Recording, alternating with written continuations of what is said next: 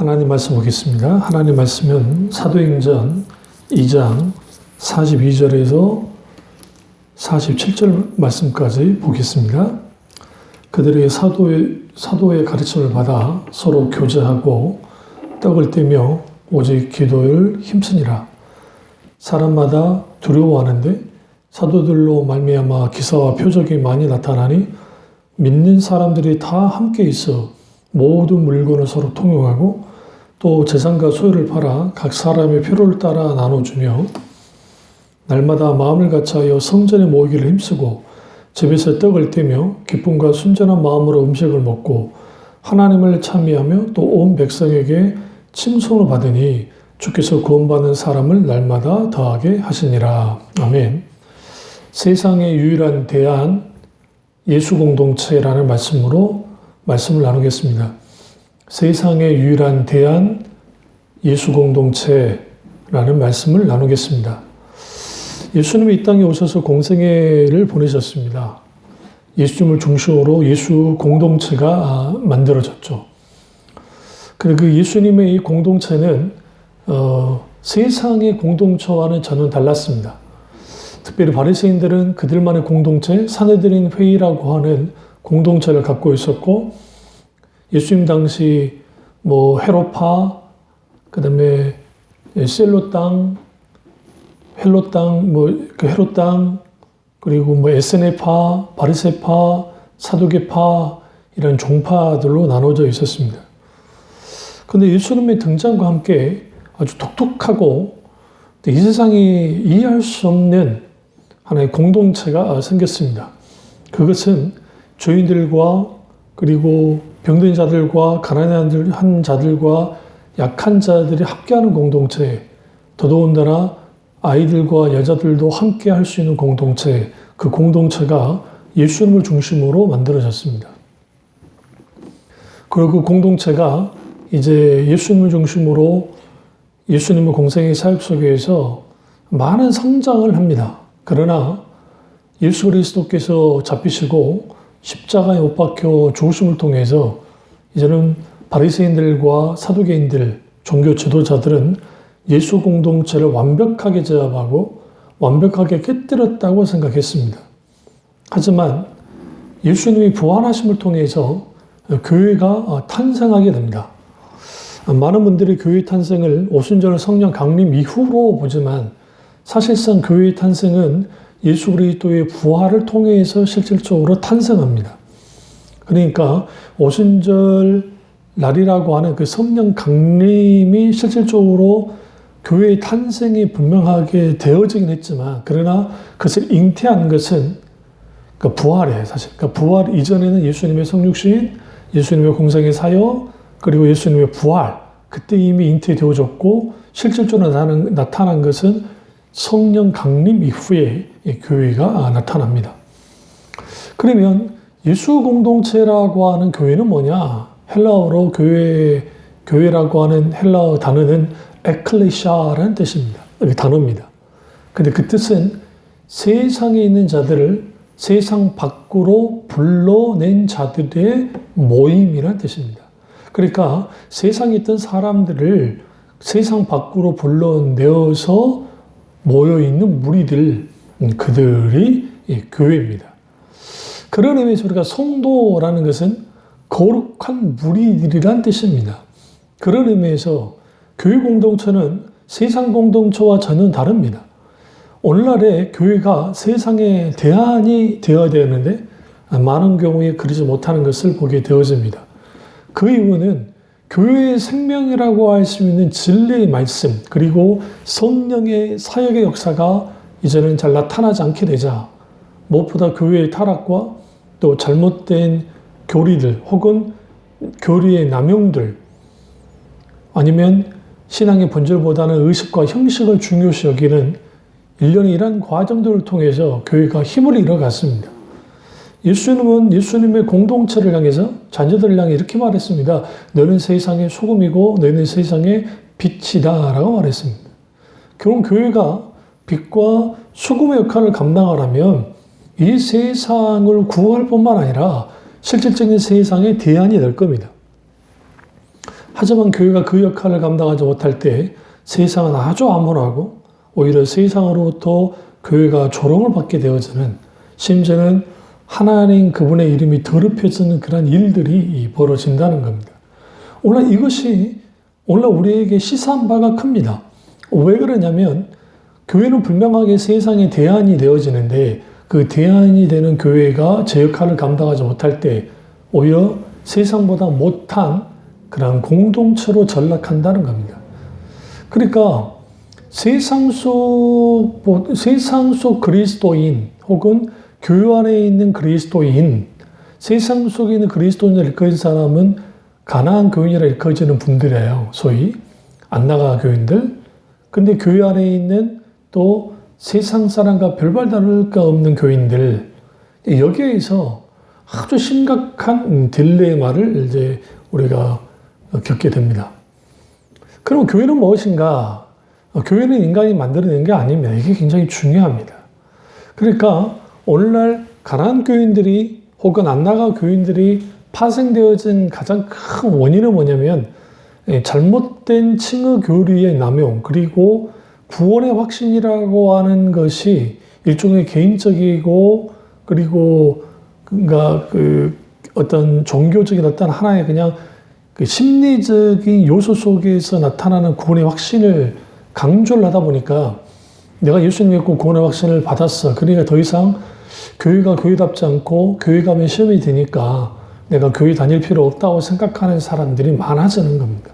그러나 예수님은 절대로 그렇게 말씀하신 적이 없습니다. 왜냐하면 교회의 머리가 예수님이 되시고 그 지체가 여럿이 있습니다. 성경에 보시면 문제 있는 교회들이 많이 나옵니다. 그 대표적인 게 고린도 교회가 당을 지면서 아주 문제가 많았습니다. 만약에 가나안 교인들의 그들의 주장대로 한다면 그 교회는 문을 닫아야만 했을 겁니다. 그러나 사도 바울이 핏값으로 사실 그 교회를 향한 사랑이 가득했고 그 교회 그들이 어린아이 같지 않고 성숙한 그리스도인이 되기를 아주 권면하고 기도했던 것을 보게 되어집니다. 그래서 교회는 신학적으로 두 가지로 이제 나눠집니다. 하나는 무형의 교회가 있고 다른 하나는 유형의 교회가 있습니다.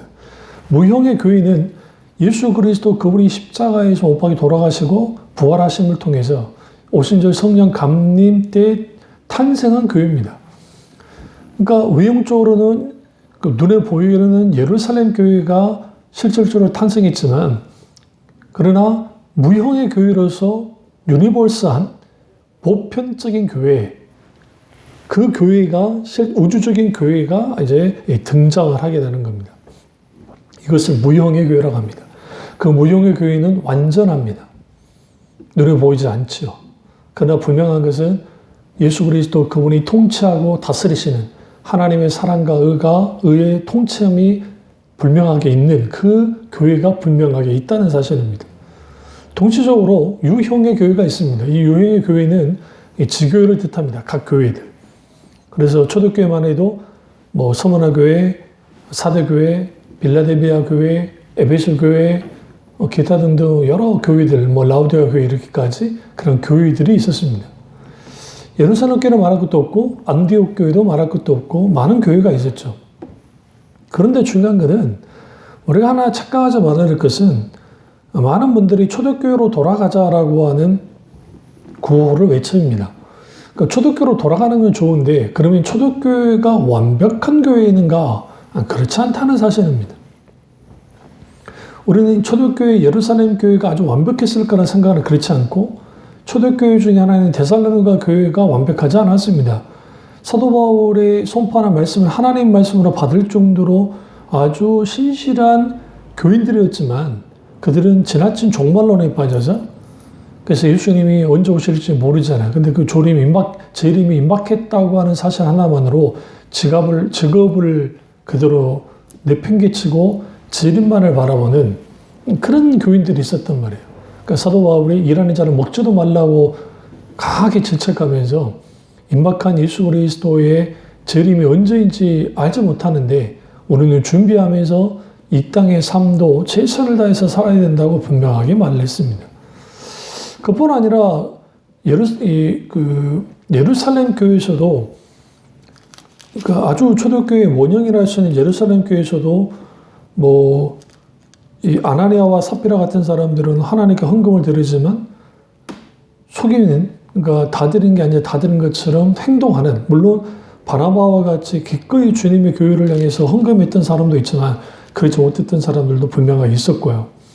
또 동시적으로 구제의 문제, 헬라파 유대인들과 히브리파 유대인들, 그 사도행전 6장에 보시면 이 구제가 잘못되어져서 그 한쪽만 계속 히브리파 기독교인들, 그리스도인들, 그 과부들만 계속 구제를 하니까 거기에서 아주 큰 문제가, 갈등이 있었던 것을 보게 되어집니다. 또 그러니까 사도 바울의 어떤 그 초대교회들의 모습들이 잘 나타나는데, 대표적인 고린도 교회에는 아주 문제가 많았던 교회입니다. 우리 이것을 통해서 초대교회라 할지라도 불과 예수님이 승천하신 지 얼마 되지 않아서 예루살렘 교회가 탄생했지만 그 안에서도 인간적인 문제들이 분명하게 발생했다는 겁니다. 그런 의미에서 사람들이 모여있는 교회는 불완전한 것은 사실입니다. 그럼에도 불구하고 초대교회는 분명하게 그 시대의 대안이 됐습니다. 그럼 왜 그들이 대안이 될 수 있었느냐? 그들이 단순히 윤리 도덕적으로 뛰어났기 때문이 아닙니다. 그러니까 오늘날 많은 경우에 윤리 도덕 운동을 하시는 분들, 기독교 뭐 정말 어떤 교리적인, 그러니까 윤리 실천을 위해 힘쓰고 애쓰는 분들이 있으시죠. 그분들을 폄하하자는 것이 아니라 사실상 윤리 도덕은 십자가 복음, 하나님 나라 복음이 분명하게 세워지면 거기에 마땅히 따라 나오는 게 하나님의 도덕적인 통치 안에 있는 윤리와 도덕입니다. 그러니까 그런 것들이 실제로 이 초대교회에 나타났기 때문에 그 초대교회가 월등히 세상 사람들과 비교할 수 없을 만큼 월등히 뛰어났던 것을 보게 되어집니다. 그렇다고 한다면 오늘날의 교회가 세상의 대안이 되는 공동체여야 되는데 왜 그렇게 되지 못했냐라는 거예요. 그것은 첫째 이유는 진리에서 떠났기 때문이었습니다. 그러니까 많은 경우에 하나님의 말씀부터 떠나버린 거예요. 하나님 진리된 그 말씀 앞에 정직하게 대면하기보다는 자기가 선호하는 것들을 가져가는 겁니다. 가는 겁니다.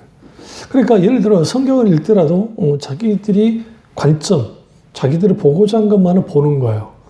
그러니까 말씀 앞에 내가 실질적으로 해석당하는 것이 아니라 내가 그 말씀 마구잡이로 해석해버리는 그런 일들 속에서 진리가 이제는 산산이 찢어져 버리는 그런 일들이 일어났던 겁니다.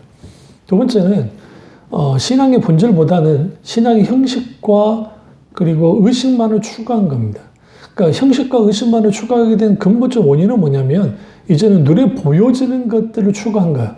그러니까 신앙은 내세와 현세의 균형을 맞추면서 신앙이 분명하게 신앙생활을 해나가야 되는데 우리가 앞으로 예수님의 재림에 대한 대만과 그리고 앞으로 있을 새하늘과 새 땅 하나님의 나라가 임하는 것들, 우리가 죽어서 가는 그런 천국에 대한 신앙과 함께 동시적으로 현재의 삶에 있는 그런 신앙이 균형을 맞추면서 가야 되는데 오늘날의 기독교는 한쪽으로 치우쳤어요.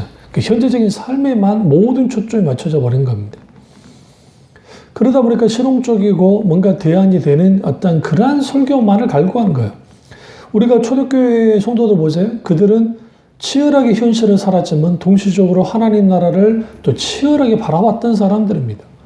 그러니까 오늘날 우리가 그래야 돼요. 그래서 히브리서 기자가 우리를 향해서 뭐라 하는데 우리는 나그네고 외인이라 했습니다. 그러니까 이 세상은 우리 고향이 아니고 본향이 아니기 때문에 본향인 하나님 나라를 바라보면서 우리는 뭐 해야 돼요? 마땅히 달려가야 돼요. 그러나 그와 동시에 현실을 하나님께서 이 땅에 태어난 목적이 있기 때문에 최선을 다해 살아가는 겁니다. 하나님 나라의 삶을 이 세상에서 살아가는 것이죠. 그러면 대안이 되는 교회는 도대체 어떤 교회인가? 그럼 교회가 대안이 되지 못했던 이유는 뭐 제가 지금 두 가지 말했지만 그 외에도 굉장히 많습니다. 그러면 대안이 되는 교회들은 이거예요. 오늘 이제 사도행전을 쭉 보시면 그들이 사도들의 가르침을 받아 서로 교제했다라는 거예요. 그래서 가르침을 받아들였다는 게 중요합니다. 원래 우리가 하나님 말씀을 가르침을 받는 것은 아주 중요하고 목회자는 잘 가르쳐야만 합니다. 그러니까 말씀 양육, 말씀의 가르침이 있는 그런 교회가 분명하게 세상의 대안이 될 수 있습니다. 그럼 단순히 그는 성경 공부를 한다는 것은 아니고 하나님의 진리의 말씀이 온전히 우리에게 실질적으로 이제 가르침되어졌을 때에 그 말씀이 우리 가운데 분명하게 확고하게 세워져야 돼요. 그러니까 사도들이 어떻게 했냐면 아주 중요합니다. 사도 베드로가 그 2장, 사도행전 2장 4절을 보면 또 여러 말로 확증하며 권하여 이르되 너희가 이 패역한 세대에서 구원을 받으라. 그러니까 이 패역한 세대, 이 패역한 세상에서 구원할 수 있는 힘은 확정된 하나님의 말씀, 그 말씀이에요. 그러면 그 말씀 이전에 준 게 뭡니까? 사도 베드로가 이 38절을 보세요. 2장 38절. 너희가 회개하여 각각 예수 그리스도의 이름으로 세례를 받고 죄사함을 받으라. 그리하면 성령의 선물을 받으리니. 여기서 성령의 선물을 받으리니 라는 표현 속격으로 되어 있지만 또 다른 번역에는 성령을 선물로 받는다라고 되어 있습니다. 그런데 여기에서 회개하는 것, 그리고 세례를 받는 것, 그리고 죄 사함을 받는 것, 성령의 선물을 받는 것, 이것은 교회 공동체 속에서 계속적으로 일어나야 될 거룩한 일들입니다. 사역입니다. 그러면 이러한 일들이 가능하려면 강단에서 선포되는 메시지가 진리의 말씀을 담고 있어야 되고 신앙의 본질이 육각한 말씀들이 선포되어져야 됩니다. 사도들은 그렇게 했다는 거예요. 어떻게? 십자가의 복음을 있는 그대로의 십자가 복음을 선포한 겁니다. 그리고 그 말씀을 확증했습니다. 그리고 이 패역한 세대도 구원을 받으라고 선언했습니다. 마찬가지입니다. 오늘날 우리가 예수 그리스도의 십자가의 복음을 선포해야 되고 그 십자가의 복음에 우리 신앙이 서야 되고 십자가의 복음 위에 우리 공동체가 세워져야 됩니다. 거기에서 우리는 이 패역한 세대로부터 우리는 구원받을 뿐만 아니라 우리는 그 패역한 세대 안에 있는 사람들을 구원하는 사역을 잘 감당해야만 합니다. 그게 대안이 있는 교회예요. 대안이 되는 교회예요. 그런데 사도들의 가르침이 있었던 교회가 첫 번째 그 시대에 대안이 되는 역할을 감당했고 두 번째는 서로 교제했습니다. 여기 서로 교제는 그냥 교제한 게 아니라 떡을 떼며, 그러니까 서로 교제하고 떡을 떼며, 이게 이제 애찬이라는 표현을 쓰죠. 성만찬은 예배 안에서 잘 자연스럽게 나왔던 것이고, 예수님이 제정하셨으니까 기념을 하셨기 때문에, 이 떡을 뗐다는 건 성찬을 의미도 하지만 또 하나는 애찬을 의미하기도 합니다. 이걸 좀 더 말하면 테이블 펠로우십입니다. 그러니까 식탁 교제를 나누는 거죠. 그러면 이 식탁 교제의 가장 중요한 의미는 뭐냐면, 유대인들은 예수님 당시도 오늘날의 정통파 유대인들은 공동체로 받아들이지 않으면 먹고 마시지 않습니다. 그러니까 이건 하나가 됐다는 거예요. 근데 이게 교제라는 의미가 가장 중요합니다. 먹고 마시는.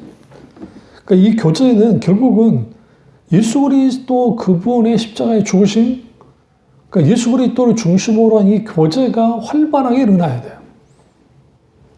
그러면 그 교제에서 가장 중요한 것 중 하나가 중보기도죠. 여러분이 신앙생활 하면서 누군가 나를 위해서 울어주면서 기도해 줄 수 있는 교우가 혹은 목회자가 혹은 지체들이 있는가 한번 생각해 보셔야 돼요. 만약에 있다고 한다면 여러분은 정말 복받은 사람입니다. 만약에 없다고 한다면 아주 불행한 거예요. 그러니까 우리는 서로를 위해서 중보기도해줘야 되고 그리고 서로 우리는 그리스도 안에서 사랑하고 그리스도 안에서 서로 교제해야 됩니다. 근데 여기서 오로지 기도에 힘썼다는 거, 오직 기도에 힘썼다는 거, 기도에 힘쓰는 공동체. 다시 말하면 가르침을 받는 공동체, 그리고 서로 교제하는 공동체, 기도에 힘쓰는 공동체. 그 공동체가 세상의 대안이, 그러니까 패역한 세대에서 구원의 사역을 감당할 수 있는 교회가 되어지는 거예요. 그러면 오늘 이 본문에서 이제 좀 더 가보시면 사도들 통해서 표적이 많이 나타났습니다. 그러니까 결국은 교회는 세상의 대안이 되려면 단순히 말로만이 아니라 성령의 능력이 있어야 되는 거예요. 늘 말씀드리지만 하나님의 나라는 말의 작은 능력이 있다고 사도 바울이 말했던 것처럼 하나님 나라는 실질적인 능력이 나타나야 됩니다. 그 능력이 나타남을 통해서 세상이 감당할 수 없는, 생상이 알지도 못하는, 세상이 생각지도 못하는 하나님의 놀라운 역사들이 교회 공동체 안에서 일어나기 시작할 때 대안이 되는 거죠. 그런데 여기서 그 44절을 보시면 이제 2장 44절 믿는 자들이 다 함께 있어 모든 물건을 서로 통용했다라는 겁니다. 물론 이거는 이제 특수적인 상황입니다. 왜냐하면 지금 여기에 모여 있는 사람들이 폭발적으로 회개하고 돌이켰잖아요. 근데 이들이 주로 헬라파 유대인들, 소아시아 일대에 살았던 그리스도인들이, 그러니까 유대인들이 6월절 절기나 절기를 지키러 왔다가 강력한 성령의 역사 속에서 강력한 말씀 소포 가운데 그리스도인이 된 거예요. 중세기에서. 그래서 그들이 모여 있으니까 이제는 서로 뭐 할 수밖에 없었느냐? 소유를 팔아서, 재산과 소유를 팔아서 각자의 필요에 따라서 나눠주면서 통용한 겁니다. 그러니까 여러분, 여기서 중요한 게 나눔과 섬김이 있는 공동체가 되어져야 세상이 대안이 됩니다. 우리 얼마나 나누십니까? 얼마나 우리는 섬기십니까? 우리는 교회도 섬겨야 되고, 단지체도 섬겨야 되고, 연약함들을 섬겨줘야 돼요. 단순히 그것이 물질뿐만 아니라 실질적으로 우리가 정말 때로는 힘들고 어렵고 고통 가운데 있는 지체들을 위로해주고 권면해주고 기도해주는 그런 일들 아주 중요합니다. 그러니까 그것이 분명하게 있어야 돼요. 그런데 여기에서 이 섬김과 나눔이 있는 그런 공동체가 되어져야 되는데 온라인에 움켜쥐려고 하는 그런 일들이 이제 교회 안에서 있게 되어지면 세상에 대안이 될 수가 없습니다. 또 하나의 대안의 공동체는 뭐냐면, 대안이 되는 공동체의 모습은 뭐냐면 48절에 날마다 마음을 같이 성전에 모이기를 힘썼다는 거예요. 그러니까 마음을 같이 한 마음으로 성전에 모이기를 힘썼다. 그 뭐 하려고요? 거기서 기도하려고요. 혹은 예배하려고요. 그러니까 우리는 마음을 같이하여 기도하고 예배하는 공동체가 되어야 됩니다.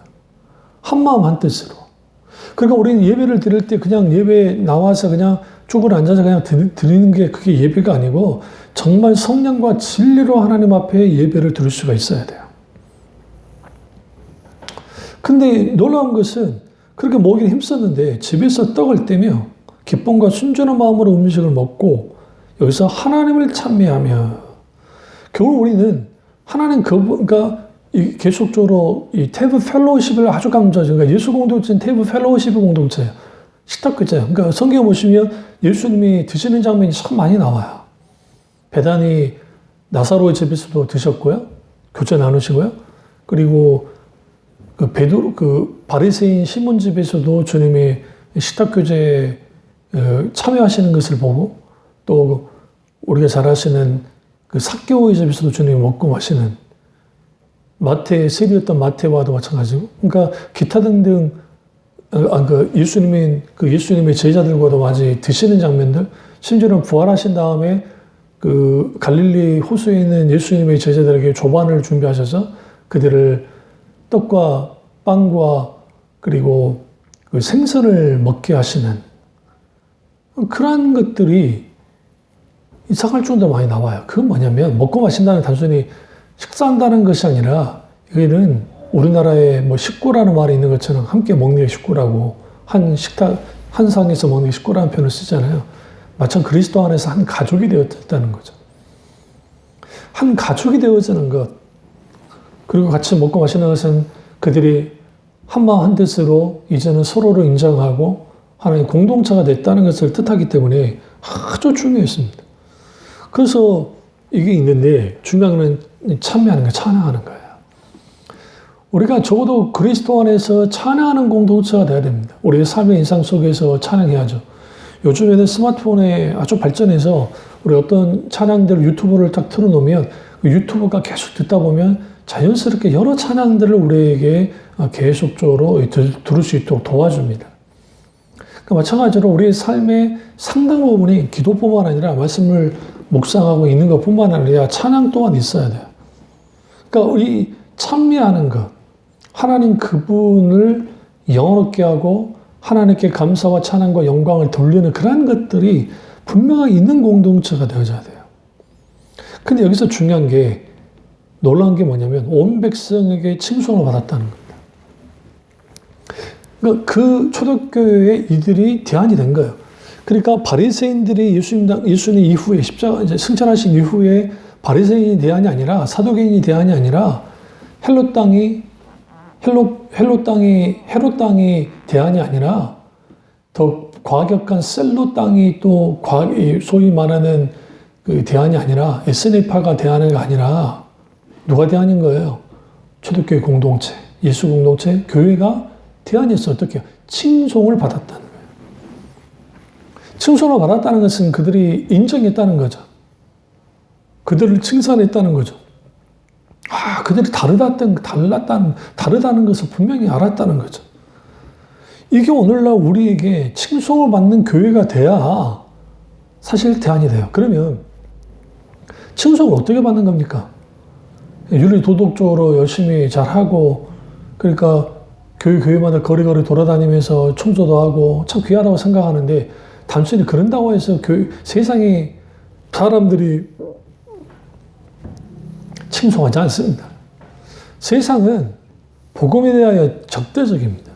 당연히 하나님 믿기에 대하여 적대적입니다. 근데 세상에 굴복할 때는 언제 굴복하냐면 하나님 나라의 복음이, 십자가의 복음이 실질적으로 하나님의 사람들에게 재현될 때, 실질적으로 드러날 때입니다. 한 사람 한 사람 속에 복음이 살아있고 그들의 삶의 모습이 그리스도를 닮아가는 것들이 분명하게 나타나기 시작하면 주위에 있는 사람들을 보면서 정말 저 사람 속에는 예수님이 있어. 저 사람 정도라면 내가 예수님을 믿어보고 싶어. 아니면 저 사람 보니까 정말 하나님이 살아계신 것 같아 라고 하는 인정을 받는다고 한다면, 아니면 칭송을 받는다고 한다면 정말 귀한 거죠.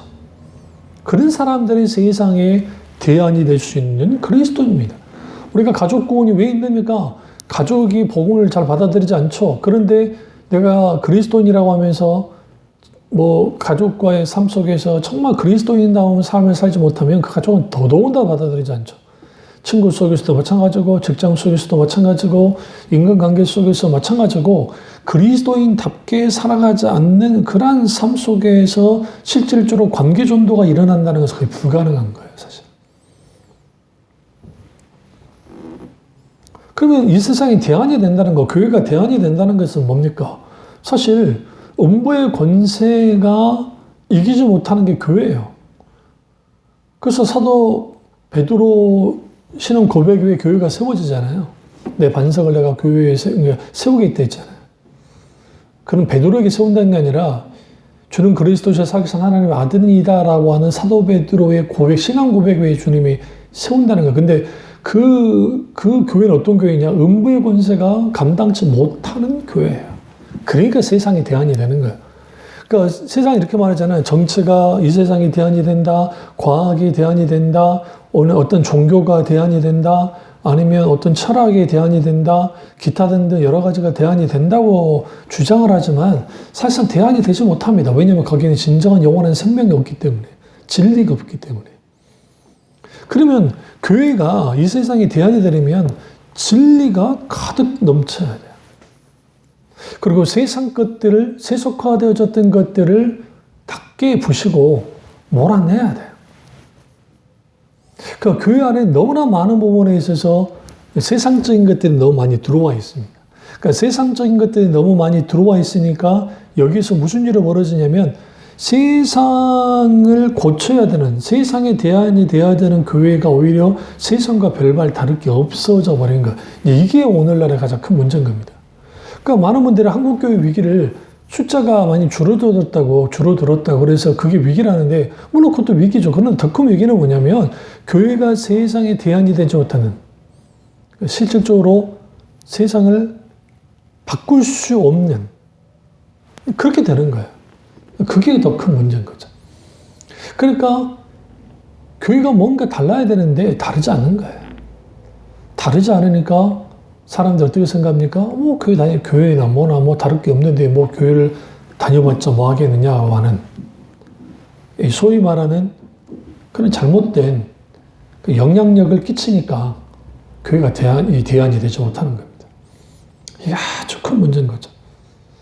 그래서 교회는 반드시 방주가 되어야 되는데 그 교회를 방주라고 또 예표하잖아요. 그런데 그 방주가 세상이라는 바다 위에 둥둥 떠 있으면서 하나님이 구원하는 구원의 시기까지 잘 감당하고 그렇게 하면 좋겠는데 방주에 구멍이 난 거예요. 근데 처음에는 아주 실금이 났다가 그 실금이 조금씩 커져서 작은 구멍이 났는데 그 구멍 안으로 세상 것들이 조금씩 들어오더니 그 구멍이 커지면 결국은 세상에 잠겨버린 것처럼 오늘날의 교회가 오늘날의 수많은 교인들이 세상 것들이 들어오기 시작하니까 그것이 처음에는 조금씩 들어왔을지 모르지만 어느 날인가 이게 가득 차버리면 이게 세상 것인지 이게 하나님의 것인지 분별이 안 되는 거예요. 분별이 안 되니까 이제는 분별이 없으니까 그냥 나는 크게 문제될 게 없다고 생각하는 거죠. 그게 예수님 당시 바리새인들이 그래 있고 예수님 당시 유대인들은 말할 것도 없고 선지서에 나타나는 수많은 시대 그 시대의 사람들이 그들이 영적으로 분별하지 못하니까 자기들은 큰 문제가 없다고 생각한 거예요. 정작 그들에게 뭐가 가득 찼어요? 예, 세상 것들이 가득 차버리는. 그래서 에든 토조 목사님이 세상과 충돌하라는 책이 있는데 그 교회가 세상과 충돌하기로 멈췄다면 그것은 더 이상 교회의 기능은 끝났다는 거죠. 그리스도인이 세상과 충돌하지 않으면 그 사람은 그리스도인을 할 수가 없다고 그랬어요. 이 말은 뭐냐면 세상과 늘 부딪히며 살아라는 게 아니에요. 세상과 마찰을 느끼며 살아라는 게 아니에요. 이번에 무슨 어떤 그 절에 40대 어떤 여자분이 할렐루야 외치면서 그 불을 질렀다고 하는데 절에 이거 아주 잘못된 신앙인 거죠. 예수님이 그렇게 가르치는 것도 없고 성경에 그렇게 나오지도 않아요. 이거는 아주 편협적이고 이건 근본주의라고도 할 수도 없어요. 이거는 자기식의 신앙인 거예요. 그럼 왜 그런 일을 했느냐? 우상을 없애야 되겠다. 그러니까 예를 들어 불을 싸지르겠다. 만약에 그렇다고 한다면 사도 바울이 에베소 지역에 복음 전도할 때 혹은 또 아테네 지역에 복음 전도할 때 그게 우상 바치는데 그럼 거기다가 불을 다 싸 질러야죠. 그렇지 않았잖아요. 오히려 진리의 말씀을 십자가의 복음을 하나님 나라의 복음을 있는 그대로 그 말씀을 선포했습니다. 예수 그리스도 그분이 주님이시고 구원자시고 하나님의 아들이라고 하는 그 복음을 가지고 나가세요. 영적 전쟁이라는 것은 소위 어떤 선교단체처럼 강남에 있는 복음사에 가가지고 탑돌이 하듯이 막 거기서 뭐 소위 말하는 땅밟기 기도라는 거 이거는 성경적이지 않은 미신적인 거예요. 그런 식의 영적 전쟁은 없다고요. 마치 여호수아가 여리고성을 쭉 돌면서 무너져라니까 무너진 것처럼 그게 영적 전쟁입니까? 아니에요. 근데 하나님이 명령하신 거고 이 여호수아에게 이스라엘 백성이. 근데 그러면 그들이 7번 돌았으니까 무너진 겁니까? 그렇지 않아요.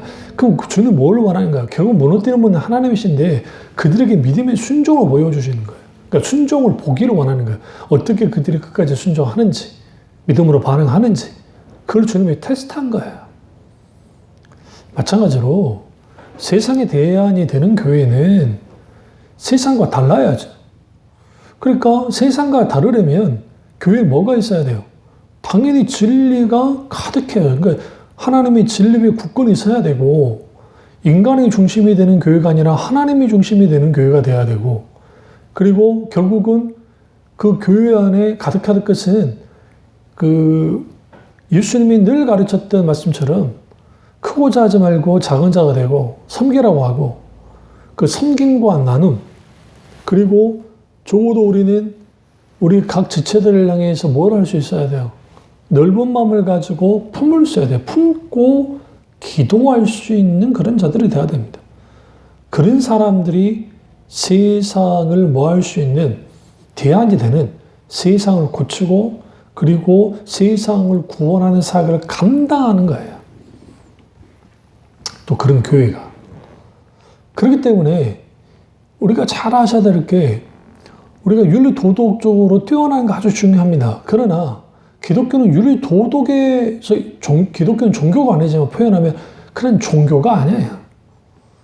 그럼 윤리 도덕은 필요가 없는 것인가? 그게 아니라 하나님의 십자가 복음에 굳건히 서고 신앙의 본질 위에 하나님과의 친밀한 교제 가운데 서게 되면 또 진리의 말씀에 굳게 붙들리고 하나님의 이 소위 말하는 그 수많은 정말 귀한 보물고도 같은 하나님의 말씀들이 우리 속에서 굳건하게 세워지면 거기에서 뭐가 나타나요? 하나님의 도덕적인 통치 안에 우리가 들어가기 때문에 세상보다 뛰어난 윤리 도덕적인 모습이 보이는 거예요. 근데 이건 자동적으로 이루어지는 것이 아니라 부단한 경건의 연습과 예수 그리스도를 닮아가는 일들이 필요해요. 디시플레인, 훈련이 필요한 거죠. 경건의 연습들이. 그러면서 그 과정 속에서 내가 거룩해진 나도 거룩하라, 너희도 거룩하라고 하는 주님의 말씀을 따라서 성령의 도우심과 은혜 가운데 우리가 공공분투하면서 신앙생활 해나갈 때에 세상 사람보다 뛰어난 윤리 도덕적인 모습들이 분명하게 드러나는 거예요. 당연히 세상이 대안이 되죠. 그러니까 이런 교인들, 이런 성도들, 이런 교회가 있어야 되는 거예요. 그러면 세상을 바꾸는 교회는 어떤 교회인가? 수가 많다고 세상을 바꾸는 것인가? 아니면 수가 적다고 해서 그러면 세상을 바꾸는가? 그건 아니에요. 그 숫자에서 세상을 바꾸거나 바꾸지 못하거나 그렇지 않습니다. 그러니까 하나님의 부흥들을 보시면 하나님의 부흥은 우리가 생각하는 방식으로 오지 않아서 그냥 하나님의 주권적인 방식 속에서 왔습니다. 다만 중요한 것은 뭐냐면 십자가 복음의 굳건히 서고 성령의 사역에 서며 무엇보다 하나님의 얼굴을 구하는 그런 교회들 속에서 하나님의 타이밍에 하나님이 원하는 대로 거기에 하나님의 구원이 하나님의 부흥이 믿던 것을 보게 되어집니다. 결국 우리는 하나님의 부흥을 기다려야 되고 이 부흥은 숫자적인 성장을 말하는 게 아닙니다. 하나님의 임재 속에 있는 하나님의 실질적인 강력한 통치와 다스림과 하나님의 영광의 임재가 있는 것을 말하는데 그런 놀라운 하나님의 부흥이 일어나게 되면 그 하나님의 주권적인 통치와 그리고 하나님의 다스림과 하나님의 의와 사랑의 이런 통치 방식이 놀랍게 이루어지는 거예요. 그 놀랍게 이루어짐을 통해서 그런 교회가 세상을 뒤바꾸는 그런 일들을 웨슬리 목사님의 부흥 속에서 영국 사회를 놀랍게 바꿨잖아요. 수많은 사회학자들이 영국에 있는, 유럽에 있는 학자들 그 말 했잖아요. 프랑스 대혁명이라는 피해 혁명이라는 게 났지만 왜 영국에는 일어나지 않았을까? 그것은 많은 사람, 다른 원인도 있겠지만 그 대표적인 원인 중에 하나가 웨슬리 목사님의 대부흥이에요. 얼마나 하나님의 놀라운 부흥의 역사가 강했냐면 심지어는 유치장, 그러니까 감옥이 빌 정도로 그 정도로 사람들이 바뀌어지고 또 광산에 있는 광부들이 아주 거친 사람들이잖아요. 왜냐하면 자칫하면 생명이 이룰 수 있으니까. 근데 걔에게 이리 오라는 걔들가 잘 안 오는 거예요. 그 왜 그런가 봤더니 그들의 언어가 바뀐 거예요.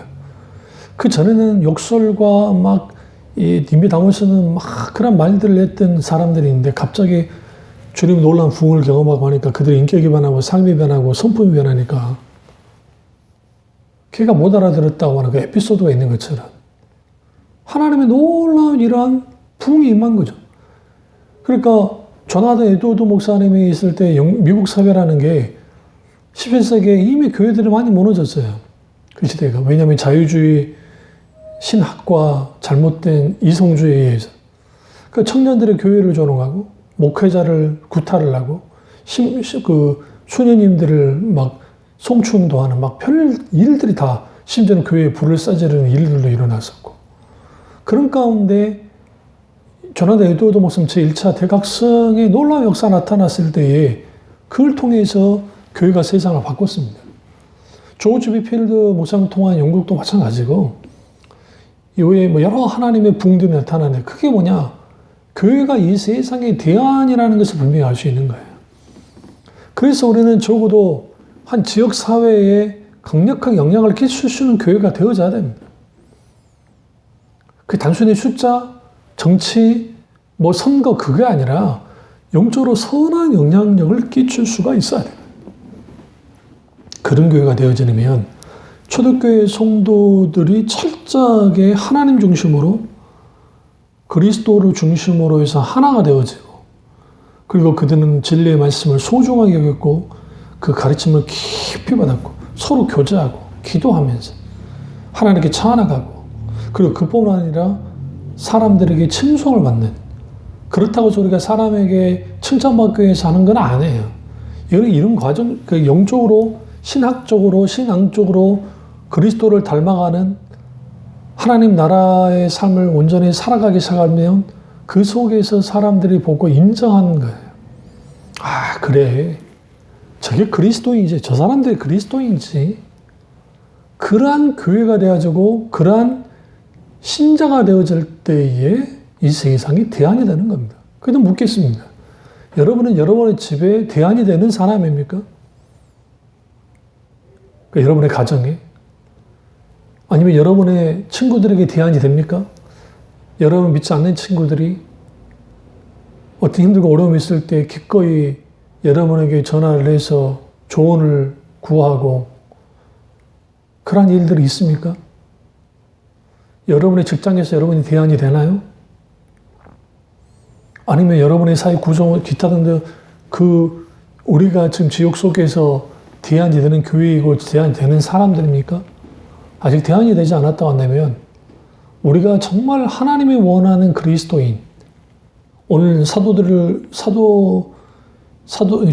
사도행전에 나타나는 이 초대교회의 성도들의 모습을 갖지 못한 거야.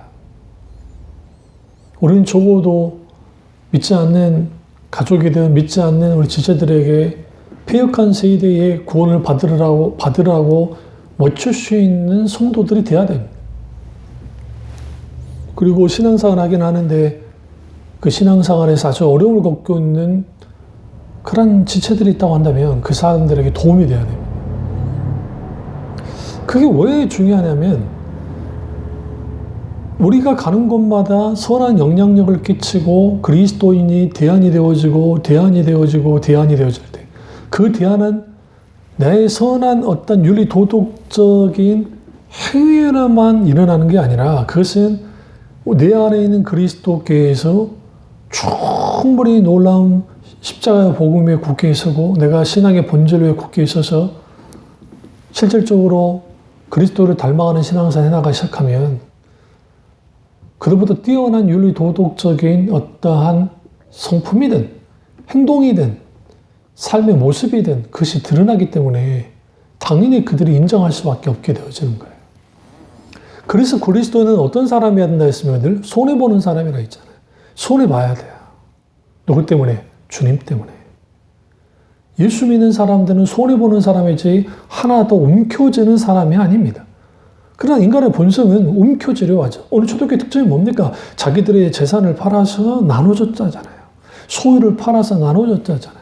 물론 이건 특수적인 상황입니다만은 그럼에도 불구하고 적어도 그리스도인은 나눔과 섬김이 있는 내가 적어도 손해를 보는 그래서 교회도 적어도 손해를 보는 교회 누구 때문에? 예수님 때문에 그리스도 때문에 손해를 보는 목사 손해를 보는 권사님, 장로님, 손해를 보는 집사님, 손해를 보는 지체들 그런 사람들이 되어졌을 때에 얼마나 아름답겠어요.